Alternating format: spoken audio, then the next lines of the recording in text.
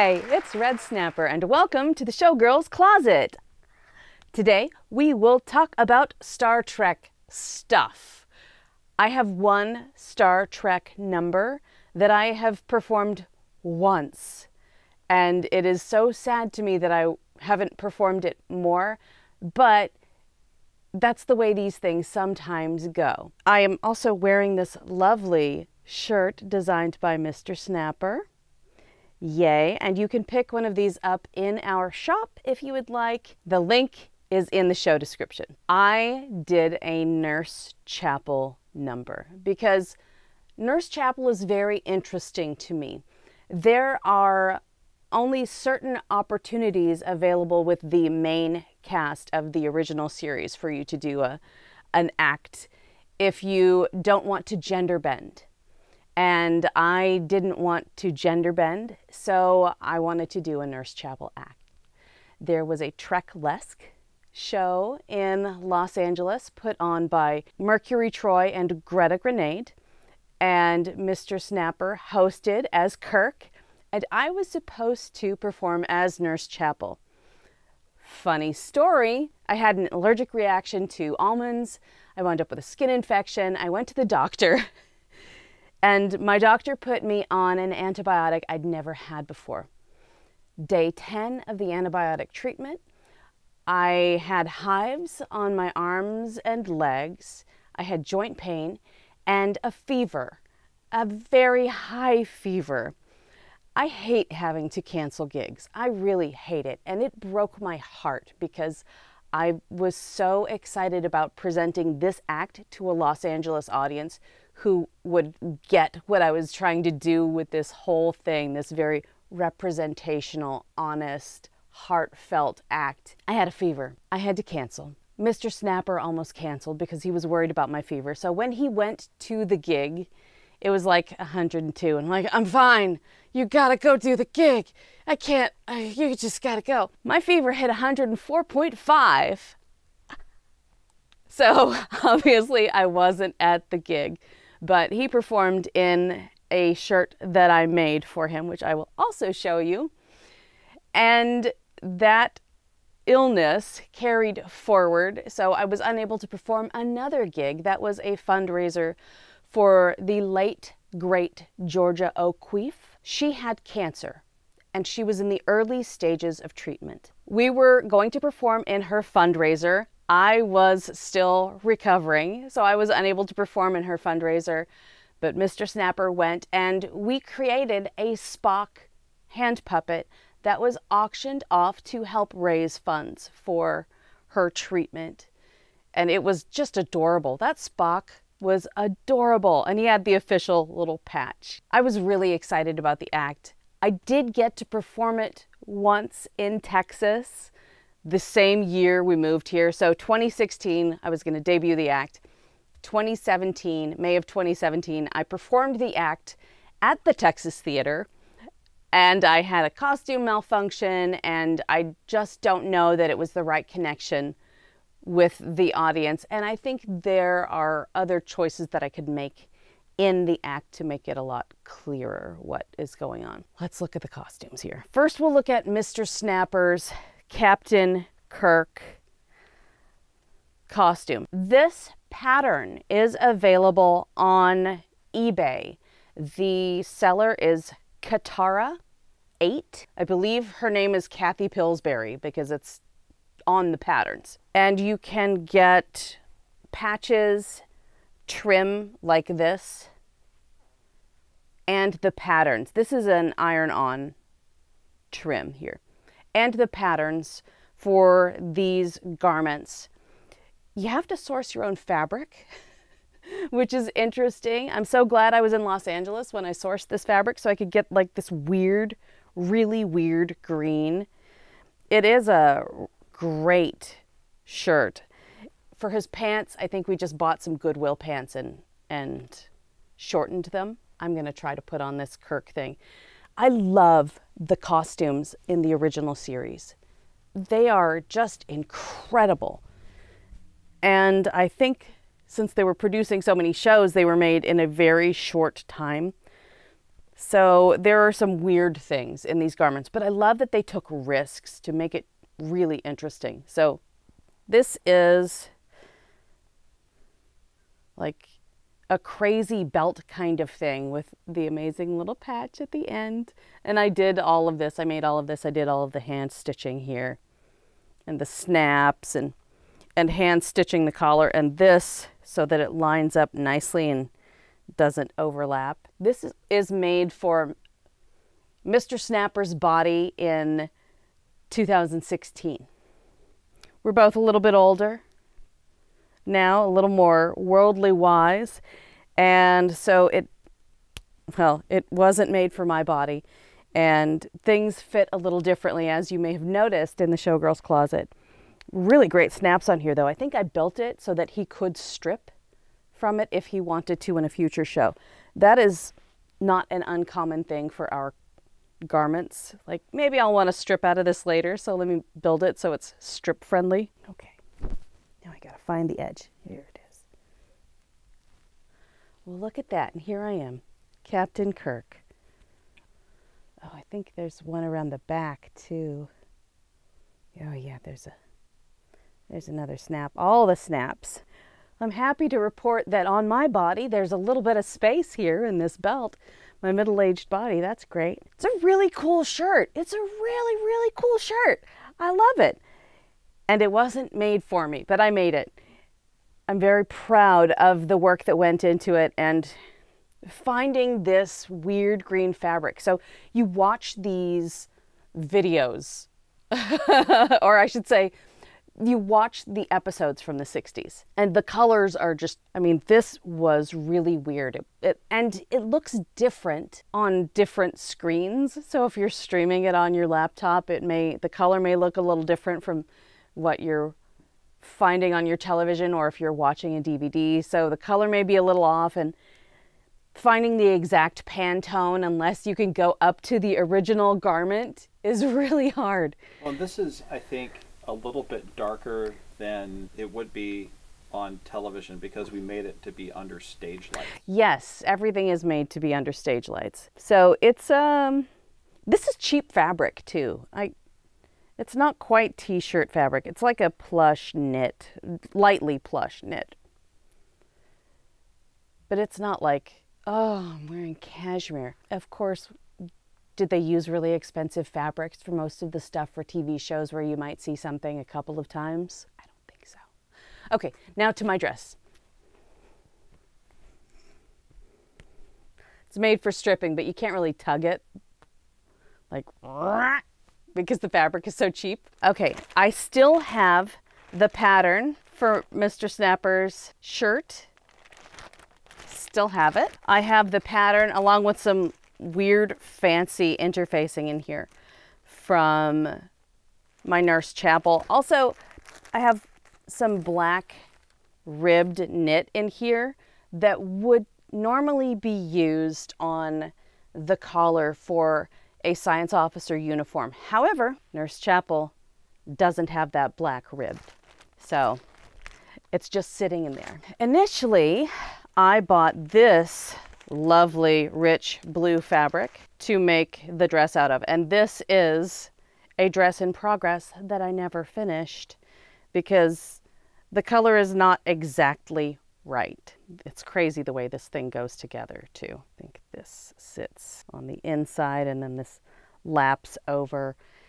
Anyway, this is not the right color, the exact right color, and it's pretty cheap material too. I had to find other material so I'd have the right color because it had to be the perfect color. This is the right color, or the best possible color, and once again it is a cheap knit, pretty cheap. It may be the same thing as Kirk, but in a different color. Nice fancy stiff collar, medical badge. And I made little shorts. I'm going to throw these shorts on the floor here in a second. But I made some very free size shorts that I could pull on because this is a little skimpy. It's just a little skimpy. And it would give me something else to pull off. These look very big, but there's no elastic in them, so of course they do. All right, Nurse chapel dress. I also made a wig. I styled a wig for this whole thing, and it's somewhere in this room or in another room. It's on ahead, I promise. It's not just running wild on its own. Okay, let's look at this beauty. So this is the blue collar that is pretty stiff because of the fancy interfacing, which you can see inside. And this goes together in panels. So looking more closely at this, if you tried to buy a Trek uniform, original series Halloween costume, you probably wouldn't get one that has this level of detail. But this is kind of a patchwork. It's patched together, this really fascinating design where the seams are cut wide and long and goes down the side. It's almost like it disguises the invisible zipper because there are other seams. Oh yeah, yeah. Here's where the invisible zipper lives. And there are other seams. So it's got the same kind of pattern of seams on the back.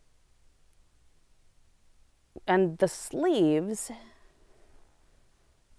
are also interesting here because this piece is like one really long, weird sleeve. The sleeve is in multiple pieces. It's like a stitched front to back instead of stitched at the arm side or the cap here. Just crazy fun, amazing. And it does have the weird little pleat in the back, and it has a matching one in the front. And this is something fascinating here. Okay, so invisible zipper, best color I could find. You see how this is unfinished? This is just like an unfinished edge, and it's like that in the original pattern. You don't stitch that closed. I find that to be weird. And this is where that edge seam is in order to form a fold pleat here.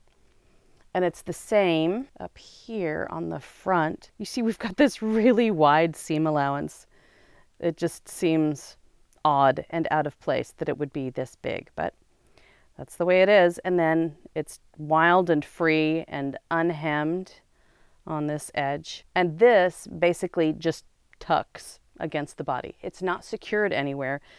Where it is, you can't stitch it in place without it pulling on the fabric of the outside of the shell of the garment. It's just super weird. And then I've got a little tack here so that it would sit correctly on the body and not gape wide open. I really, really like this dress. Maybe I remake one. Oh, we've got a remnant. I see there's like a little funk up here. But I, at the Texas Theater, got stuck in my dress, and I waved for the kittens to come over and help me because this is an invisible zipper. It's not a stripper zipper. It's an invisible zipper. So I had a chain on here that was nice and long because I had to reach up my back to grab it. Right? So there's only so far I can go. And it's supposed to be attractive, unzipping this thing. So I needed that chain. But chains have little splits.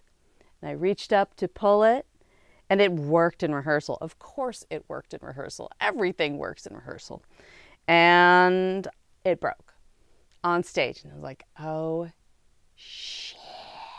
And I was waving for a kitten. Can you come and help me? Please, can you help me? And I'm trying not to indicate to the audience something has gone wrong in this heartfelt, I'm in love with Spock act. But like, I need help getting unzipped, and they're just watching. They think that it's all part of it, probably because they think I'm supposed to be funny. And I'm like, hey, can you unzip me here?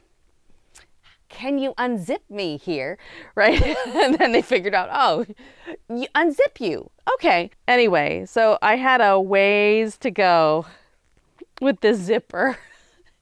And it's really tough. Well, invisible zippers are really tough anyway. They're supposed to be invisible. And losing that little fancy chain that I had on there sucked a lot. All right, let's try this on. Ta-da! I love this little dress. You can see how short it is. So I've got my little skimpy, I say skimpy drawers, but I've got, I guess you could call them bloomers. There's no elastic in them, but I just wanted something that was really easy to pull off. But you can see how needed they are with this junk in the trunk. You can see the weird fold in the back, which I've messed up a little bit by pulling up the dress and showing off the bloomers. I think hopefully I have that in more or less the right place. It's a weird outfit.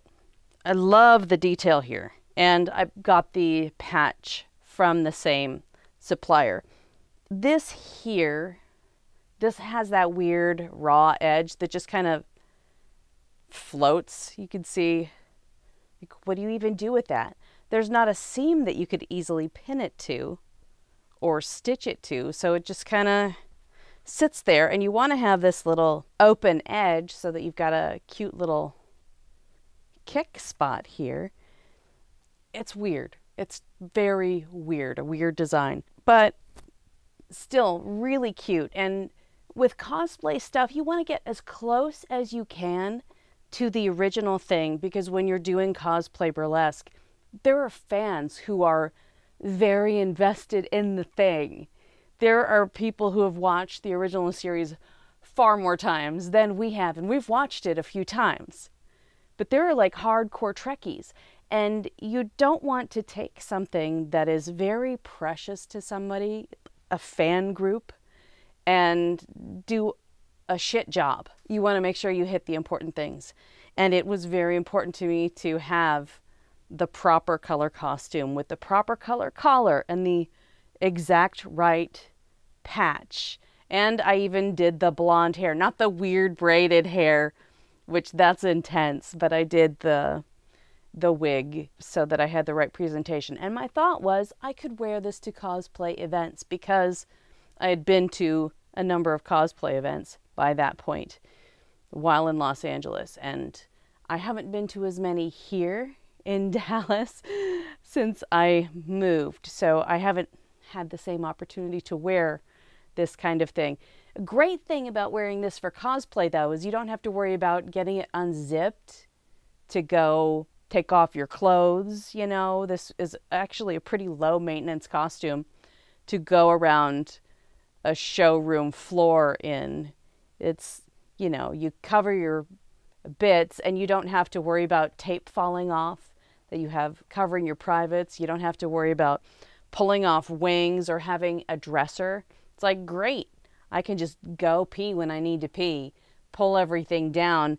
This stays intact. Just make sure that this little part, the weird flap, is dressed appropriately and you're ready to go. What kind of shoes did you wear? What kind of shoes did I wear? I think I wore black character shoes or black ballroom shoes, because the shoes were not as important. I just needed something that I could dance in. Crunchy knees. Can you hear those? I should mic my knees. Yeah, black shoes. I don't think I wore go-go boots. No, I don't think I wore go-go boots with this, because it's not a go-go outfit, even though it's perfect for go-go with all the nice and short. If you make one of these outfits, know that it's weird. Know that the seams are weird. Read through all of the instructions first, and before you stitch it together, work through it in your head. Lay it out and go, okay, wait, what's the end supposed to be? So you don't get confused, because all of this, it's like, what the hell is happening? Be patient. Read through it. There are probably YouTube videos on how to make this exact thing now, where there weren't in 2016 when I made this. And that is all I have for you today, this wonderful Spocktober. Please be sure to like, subscribe, hit that bell for notifications. If you would like to support Red Snapper on Patreon, you can see more of Red Snapper doing ridiculous Red Snapper burlesque creative type stuff. That is patreon.com/Snap-A-Rama. I have levels where I'm wearing far less clothing than this. If you want to support us and not see any Red Snapper posts where Red Snapper is talking about Red Snapper nonsense, you just want to support Project Nutmeg, you can choose the $5 level. I'm just here for the dog. And you won't see anything there, but you will be helping with Project Nutmeg and Red Snapper nonsense. And please let me know in the comments, have you made the Uhura dress, which is what this is? Have you made any of the other patterns that are original series, or any of the other patterns from Next Generation? They had some weird looking stuff there. Do you have a place that is a reliable supplier for custom made, already completed, well done garments like this? Cosplay garments from Star Trek. And what is your favorite episode? That's important too. I really want to know what your favorite episode is, because the whole concept was based on The Naked Time. And do you like The Naked Time? Or do you have another favorite? Anyway, we'll see you next time.